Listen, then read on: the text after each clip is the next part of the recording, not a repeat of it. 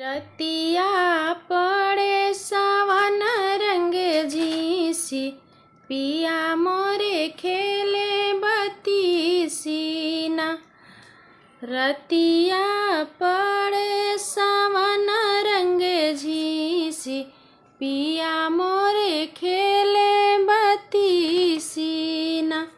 झझरे गड़ुआ गंगा जल पानी, झझरे गड़ुआ गंगा जल पानी। पनिया पिए सवती के अंगना, हमसे करे बहाना।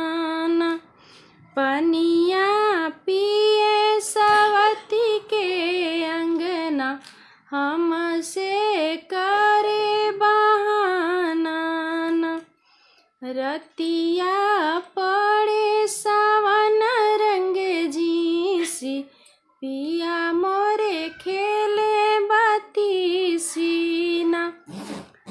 सोने के थाली में जेवना परोसल, सोने के थाली में जेवना परोसल। जेवना जेवे सवती के अंगना, हमसे करे बहाना। जेवना जेवे सवती के अंगना, हमसे करे बहाना। रतिया पड़े सावन रंग झीसी, पिया मोरे खेले बती सीना।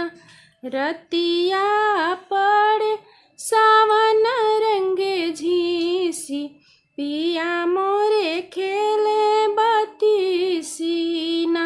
साला दो साला के सेज लगवलो, साला दो साला के सेज लगवलो। सेजिया सोवे सवती के अंगना, हमसे करे बहाना।